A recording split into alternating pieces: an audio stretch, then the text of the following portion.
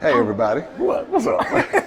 No, go ahead. I am here in South Africa with Adora, and she ironically is from Russia. Yes. And she is you are half Nigerian, half Russian, but you're in South Africa. Now I'm curious, how did you end up in South Africa? Well, the thing is, I always was interested in South Africa as a country, as the culture. I love the people. Even back home, I was just meeting some guys that are students that come to Russia, and I just always loved the energy. And even like 10 years ago, I think, I was still in school and I went to international convention to US. Okay. And there was a group of South Africans there. Okay. And they were laughing and dancing, and all that energy just really Just jazzed kind me. of rubbed off on you. Yes, and they also gave me the South African bracelet, and I was just thinking, like 10 years later, and Here you I'm are. in South Africa, yes. So this is your first time in South Africa? Yes, it's my first time. How many times? Well, you're Nigerian. Have you ever been to Nigeria? No, but I'm looking forward to that one day. All right, now you know we have a tour going to Nigeria. I'll You gonna look that up. We'll talk about that. I'll check that one out. So with you coming to South Africa, and okay, so how many other African countries have you been to? For now, I've only been to one, which is Egypt, but I would love to just travel across Africa, just like we're doing now. So do you have an authentic? Is that a Russian accent that I hear? The people keep telling me I don't really sound like Russian. No, because I'm hearing like a little like a little American, little slang thing going on. I'm trying to figure out. I was like, wait a minute now. So is it Russian or not? No. Okay. The typical Russian accent probably sound like, "Hello, my name is Adora. I'm from Russia. Oh, I'm glad to be here." Yes, re. Okay, so That's the Russian. There's but you don't have that. You have like a. How do you say your name? Adora. Adora. See, that's what I'm saying. That sounds very un-Russian. Yes, my first name is actually Sophia. Russians call me Sophia, but my middle name is Adora, and I decided to go by that because it feels empowering to me. Okay. Yeah, So let's talk about this. What was it like, or what is it like, growing up in Russia of mixed ethnicity?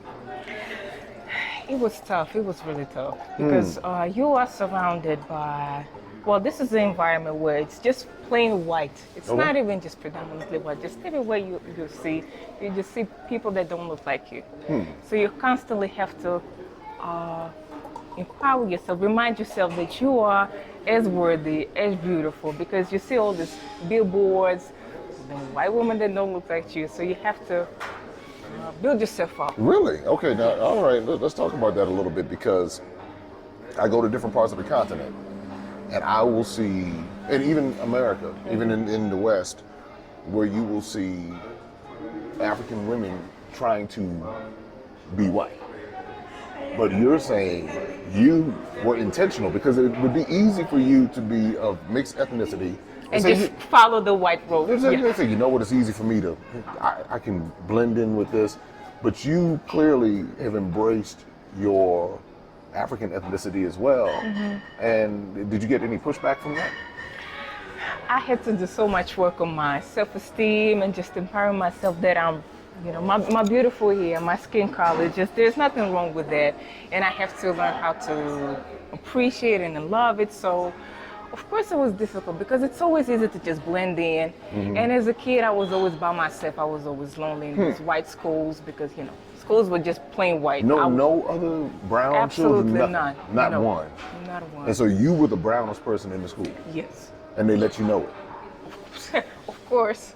Wow. Did they try to get you to change your hair and all of that, or? You know what? At one point I was trying to fit in, and people will never believe that I'm actually Russian. I'll be like, as a kid, I'll be like, no, I'm just one of y'all. I'm also Russian. I have this in me. I'm one of y'all. See, I caught, y'all catch that? I'm one of y'all. See, that's some hood stuff right there. She got a hood at her. I don't know what Putin didn't keep the hood out. So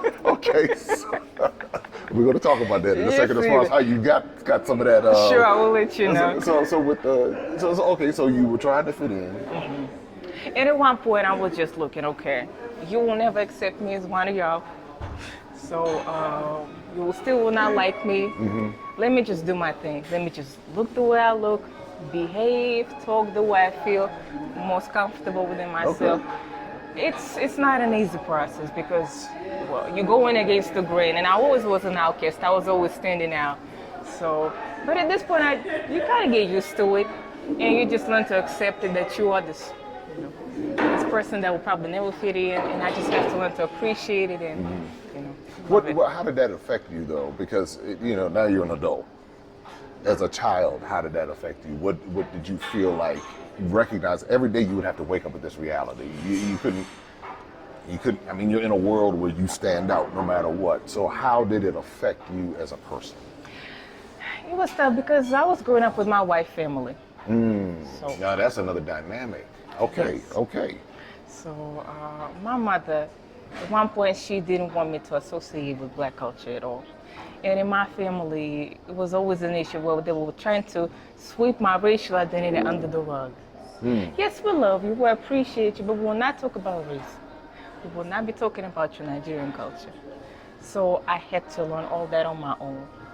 And as a teenager, I was trying to fit in, my mother was still kind of trying to make me believe that I'm the special snowflake. I have this, Unique thing the about best you. of worlds and all that crazy stuff. So, and what really changed my life is when it was 2014 when Mike Brown was shot. And that just changed my whole mindset. I got my N-word wake-up call. Okay. Oh, you got the N-word wake-up call. Wow. In Russia. This is serious. You get that call every day, but that was major. So with Mike Brown, and so when that happened, that's when you said, okay. Yeah, this is the reality. People are not being treated equally because of their skin color. Because before that, I was 16? Okay. So I wasn't really paying really much attention to racial injustices and everything. So and at that time, the Tumblr was really popular. It's like a social network. Hey, have you ever heard of MySpace? Of course. Oh, I'm throwing stuff out here now. So and at that time when I really got into it, and that was the movement. That's when Black Lives Matter started. I think around that time, 2014. Yes. And that was the first time when I saw so many African Americans online, embracing their black features and being proud of their skin. And that was the first time when I started feeling validated for what I've experienced. So when that happened, it was like an awakening for you. Yes.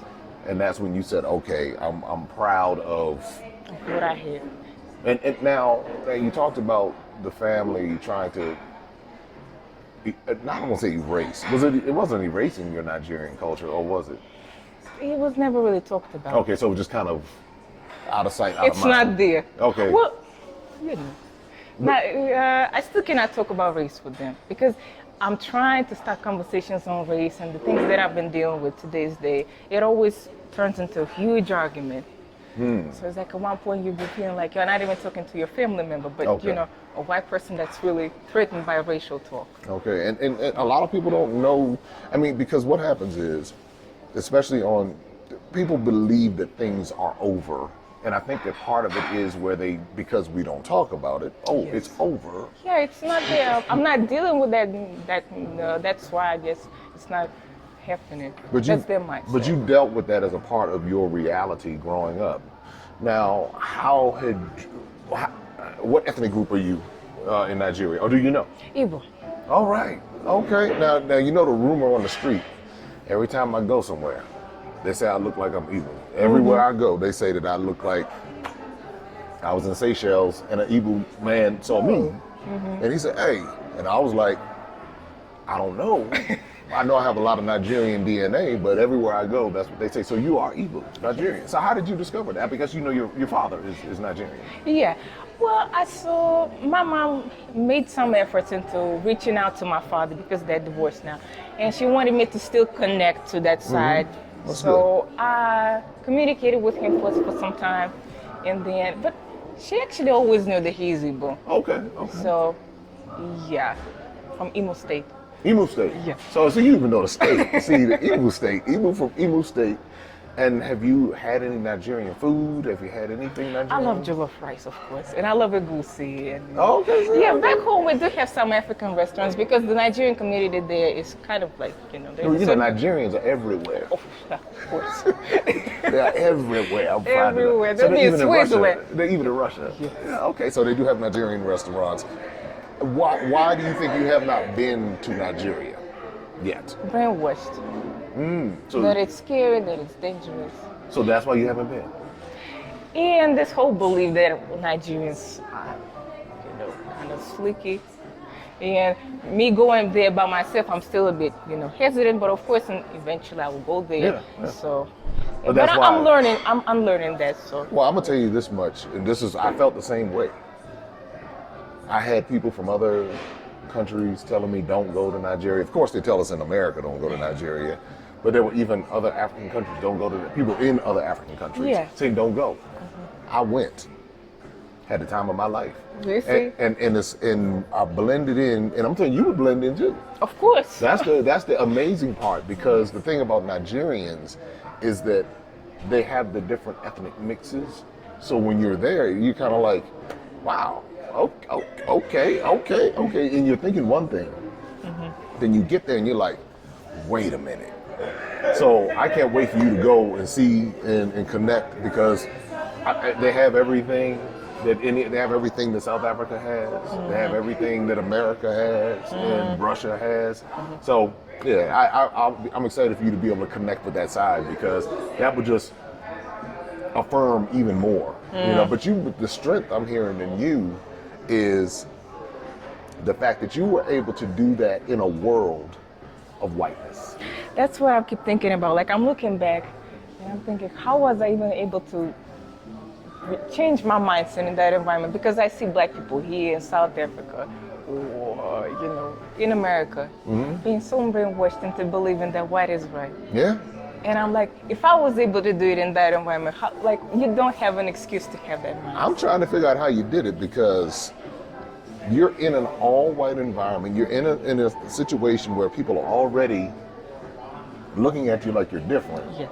Looking down on you in essence. Yes. But you found something within yourself to say, no, I got this. I'm gonna be strong.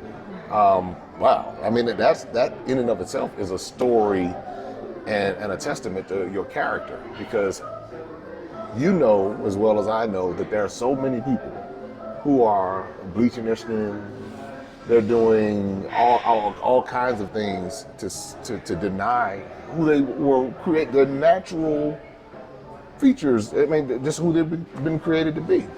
What would you say to young ladies who are going through that struggle right now? Because it's really, really tough on the continent of Africa, and especially places where people have more melanin. How would you encourage them to embrace themselves, with you being in an all-white world where you could have easily just blended in, but you said, I'm going to own who I am, my ethnicity, I'm going to own it. So how would you encourage young girls who are dealing with this thing, and they might have families that are doing the same thing, but it's in the reverse. They might have African families or brown families or African American families or Afro-UK families or whatever, saying to them, change your African features and become more white. How would you encourage them?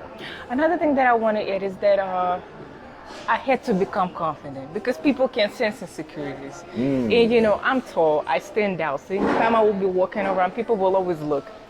So I'll probably be just living a life where I've been just insecure, just walking around like this. And I had to build myself up on my own. And what about encouraging young girls? I think everybody just comes to that point by themselves. What would you tell yourself to encourage yourself? What would you say to yourself in that moment when you're there? How would you say, I have to encourage myself? What would you do? One of my biggest inspirations is Prince. So I was looking at him. He always had that attitude like, hey, I am the you're right. S-H-I-T. Yeah, I was gonna say, she took him to Prince. I was like, I didn't expect that one. Yeah, it was kind of unexpected. Like, So anytime I'll be walking into a white space, I will remember how Prince was acting. You just put on your high heels and put your buttons on your pants and And, No, it's all about the mindset. Even if you don't really feel it initially, you have to basically fake it till you make it. Okay, So if okay. you walk with your back straight, all a lot of people be looking at, So even in the face of all of that opposition, you might not have been feeling it, but you just had to do it sometimes. yes. You just had to At say, first, look, I had to do it. you just had to, I got to go in here and, get the microphone and get my guitar. And, Purple rain. You don't like. So, I used to be in the Prince many years ago, so I know. I have a whole purple room. That's why. Oh wow! Okay, I can run down the whole catalog for you. So, but by seeing him, because I mean, he had to kind of do that himself by him being short and kind of standing out in that Yes. world, and then going into music and then being, back when he came out, you didn't do what he did. Back in the early '80s, you didn't walk around with some of the clothes he had Of on. course. An afro, just regular clothes. And the little things. So he was clearly making a statement and saying, "I am who I am." You see. So when people see you now, how do you feel anything now? Now that you're older, an adult, has it affected you as an adult? You never get used to that environment. Okay. Even I'm 24. Okay. So back home, it doesn't get easier. It doesn't get easier. Yes, people stare, people can say some slick stuff, but if you carry yourself a certain way, they try you less. So basically, if you walk hood, you tap into your inner Nigerian. You see? That's what you do. You tap into your inner Nigerian, and you give them the pink TV. That's a whole Instagram thing. The pink TV. People are trying to figure out what is the pink TV. Just What is it? just type pink TV on Instagram. As a matter of fact, it's a Prince song. Pink TV. Yeah. Well, they changed. No, they changed Is the it an lyrics. unreleased? No. They changed the lyrics Oh, okay. to "I would die for you." I will die for Yeah. But they Okay. say something else. Oh, okay. So they say something else. Two Prince fans, we're just talking. They say something completely different, but it would embody everything that you're saying. Okay. So when you get on IG, go type in Pink TV? You Pink said? TV and then see people all over the world have been singing this. I know it. Yeah, I get it. I remember. Yes. The Pink TV. That little kids are going to be looking up the Pink TV. Mommy, can you pull up the Pink TV? It's not for little kids. Not for little kids. But but basically that's what you got to tell people. And they will figure it out. Well, so, okay, how has life been here? Now, you're in South Africa. Why did you come to South Africa? As I told you before, I love it. Okay. I always wanted to visit, and I celebrated my New Year's Eve on an event with a lot of South Africans. So they were playing the music, they were playing Afro house, and I'm a piano, and I was a huge fan of that music at that time. Okay. And I was like, okay. And in Russia we have this belief: the way you spend your New Year's Eve is how you will How it's spend gonna be. Yeah. So I spent my year surrounded by South Africans, and in that time I was like, okay, I have to stop dreaming and I have to do it. So I have to come to South Africa. So I started saving my coins and everything. And Saving your coins. See, this all, y'all hear this language? This don't sound like somebody from Russia. This sounds like somebody who's been around the way in America. So you've been watching a lot of our stuff, haven't you? I sure do. Oh, okay, I was gonna say you picked it up. So you decided you were going to come to South Africa, but why did you decide to come to South Africa? I don't know, because I was watching a lot of black YouTubers, like African American YouTubers, like you, some other folks that lived here for a while, and they said how comfortable they feel here. Okay. They no longer stand out because they're among the majority. And I wanted to have that feeling for once in my life. Like, what does it feel like? So I booked my trip and everything. I planned to stay here for maybe like 2 weeks for the first time, and then Putin, them other folks started doing their thing. And then that just kind of gave you an out. Yeah, then my family said like, okay, we want you to go there and go somewhere outside of Russia and stay there for a while, because we don't know what will be happening here. Okay. So because the situation in Russia is really unstable now. So, and I decided like, okay, since I have the tickets, let me just go ahead and give it a shot. And so you're here. Yes. So you're here until you have to leave, or what? Yeah, hopefully I'll be here for a couple of months. It's an easy process for Russians to come here and stay for the first 90 days. Right. Just extend. So it Yeah, can be doable. same thing with Americans. Yeah. Then after the 90 days, you got to make a decision. Folks thinking they're just gonna leave. You're like, so you might have to fly up to Nigeria real quick and then come on back. But that's I think that's fascinating with hearing that part of the story as well. How has the adjustment been? How have you been surviving? How's all of that been? The funny thing is that I've not experienced any cultural shocks here. I just blended in easily. Isn't that something? Yeah. Isn't that And something? the thing is, I think I'll be having another culture shock when I go back to Russia. Because here I'm finally feeling like I'm human. I'm not having that thought at the back of my mind like I'm black. I have to always be on edge. So if I'll go back there, and even I would just step in the airport and I see all these white faces, I would be really sad at that time. Because you'll be having to now deal with that reality again. So where do you see yourself living long term? I mean, where do you see yourself living long term? I mean, you're 24, so now that you have your whole life ahead of you, where do you think you'll actually settle? I always wanted to leave. I always wanted to leave the country, and I always wanted to live in a black place. Okay, so you'll be somewhere on the continent of Africa. Absolutely. Somewhere, whether it's figure it here out. or Nigeria or wherever, you'll figure it out. And I encourage you to explore all around because each country has something very special. South Africa has, I encourage you to explore this entire country because it really has something special. But also when you get a chance to get to Nigeria, I'm telling you, Nigeria has something special. Kenya has something special. Ghana, of course, has something special. Everybody knows Ghana.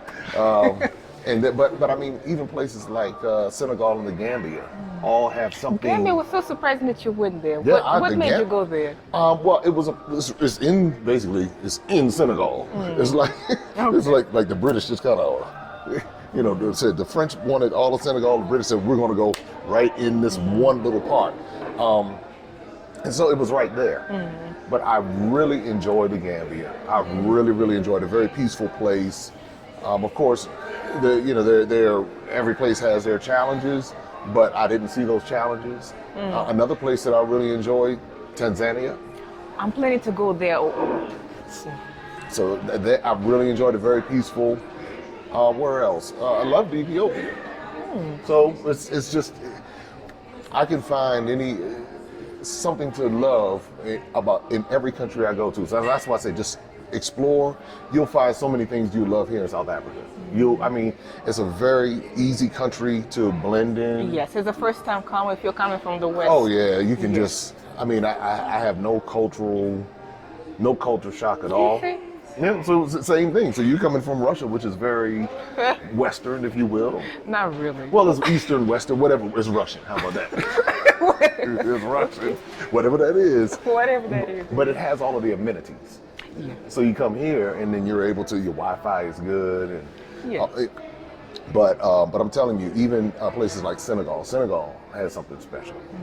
So you'll enjoy. You'll again, as you figure it out, you'll find the place that fits you best, and you may just kind of roam around. I don't know.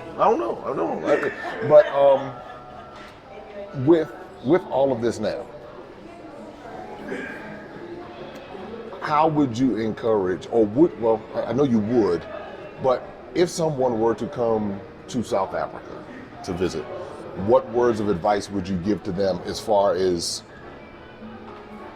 maybe there's some things that you didn't expect that, I don't know, was there anything that you didn't expect? I made a lot of research before coming here, so it wasn't like I'm coming into a place, not really realizing what are the realities here. So I was not coming here with rose-colored glasses. So you weren't coming here green. You weren't coming. That's what we said. Yeah. You're supposed to know that. So you came. You were prepared, and that may be the word of advice to give someone to say. Be realistic and do your research. Okay.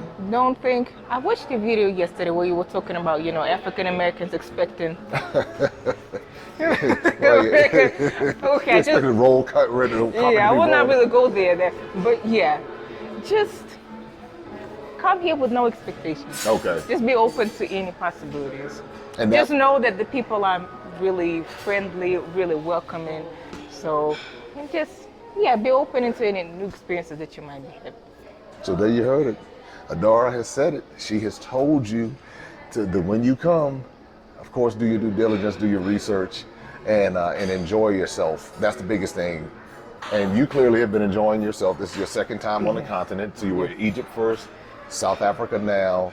And did you have any experiences where the South Africans didn't like you? No. Yeah. Egypt, yes. Oh my! Oh my! Oh my! Oh, It was a completely different boy, experience. It's getting started now. Ooh, do tell. So you look different, and they treated you differently. Duh. Oh my!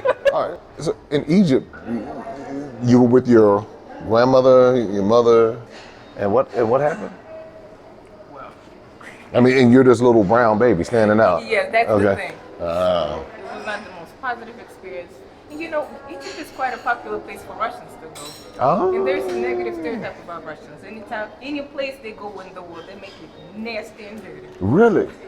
And I was in Tanzania. Tanzania. That's one of the new places where I they go. know. That's why it's not dirty yet. I know. I saw when I was there at the height of COVID, and the Russians were there, and there were no Black Russians. Of course. Because I had to throw that in there.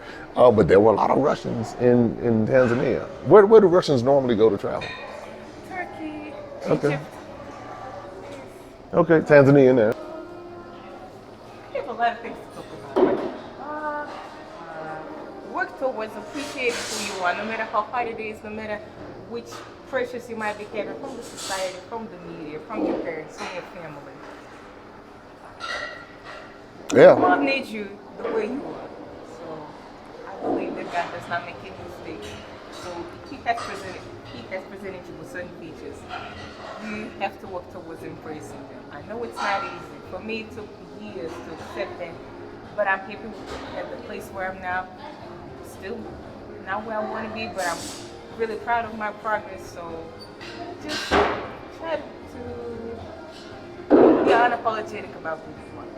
So it's hard, but it's so freeing. So you will not regret it. All right.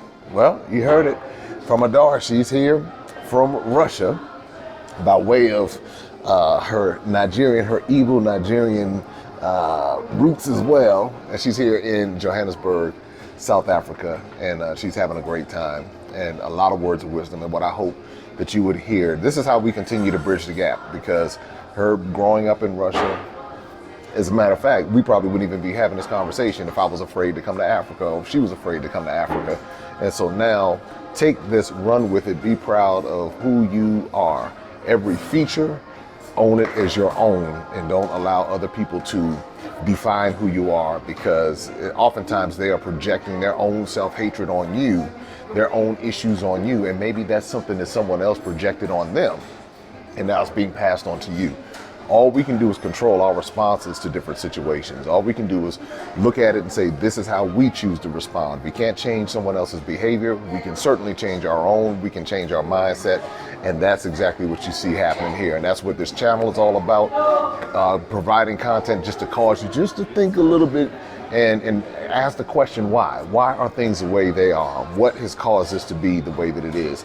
And is this how I want to be? So anyway, all right, as promised, I wanted to make sure you got these because these are the adventures of Darren and Destiny. So the first book is Ghana, the second book is Tanzania, and the third book is Zanzibar. So I wanted to make sure that you got the books.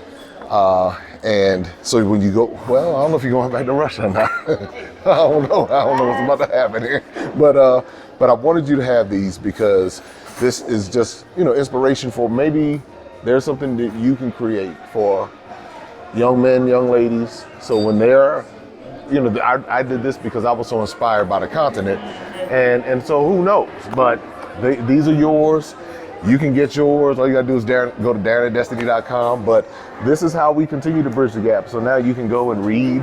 The funny thing is that I don't really have kids to give it to. I was just so intrigued about what are the Darren and Destiny books Yeah. talk about. So I got them for myself. Maybe I'll be able to. That do you something read for them. myself. Yeah, I'm gonna say you go read. Now you'll be going to Zanzibar and Tanzania next as a result. So those are yours. So enjoy. So much. Are you planning to have other countries? Oh yeah, I'm doing every country that I go to. Every country. It just takes time to, it takes time to produce the books. But I've been to 17 countries. So I will, or what I will do is maybe if I don't do a whole book about a particular country, I'll combine. Yeah, like West Africa. Or I'll do like Senegal and the Gambia together, or because I went on that trip. So, or I'll add Lesotho to the South African book. So that's how that'll work. So yeah, we're gonna have a whole series, a live stage production, animated series. All of that's coming with the Adventures of Darren and Destiny. Nice. Thank you so much. You're very welcome. You know what to do. Hit the subscribe button, hit the notification bell, hit the like button, and make sure you click share, because Maximum Impact with Jay Cameron is here, and we're going to continue having these conversations and bringing this content so that we can bridge the gap in the African diaspora. So until next time, take care and be safe. Open up your eyes and see all the fun and mystery. Take an African adventure with Darren and Destiny. From the mountains to the shore, so many things to explore. Take an African adventure with Darren and Destiny. The Adventures of Darren and Destiny. And Darren and Destiny are twin brother and sister, and you go on their adventures throughout the African diaspora, meaning so African diaspora destinations, primarily focused in Africa, but we go to South America, we're going to go to the Caribbean. Their first book is going to take you to Ghana, and then we're going to go on a safari, and from there we're going to go to Ethiopia, and then we go to Salvador, Brazil. And what the goal is to be able to inspire curiosity in the continent of Africa, in our children from a very young age, and to really tell a more accurate story. Most of our children are exposed to negative images, late night infomercials about how bad things are, everybody's sick, everybody's poor, everyone's uneducated, but that's simply not true. So what Darren and Destiny and their family do is they go to different African destinations. They are learning about these different places. You're beginning to see positive images, but still telling the truth. I mean, that's the important thing, to tell the truth about some of the things that have occurred. But it's all done on our children's level, so they begin to understand it. And it begins to pique their curiosity. They begin to learn more. And hopefully one day they will want to explore and visit the continent of Africa and its many countries. There's just so much that Darren and Destiny are able to do, and as they're doing it, it's like they begin to open the minds of a new generation, and they don't get bombarded and indoctrinated with negativity. They're actually able to see positivity and inspiring images and messages about the African diaspora, as well as those who are still indigenous to the continent of Africa, and they begin to learn more and just see things differently. So I'm excited about introducing the Adventures of Darren and Destiny.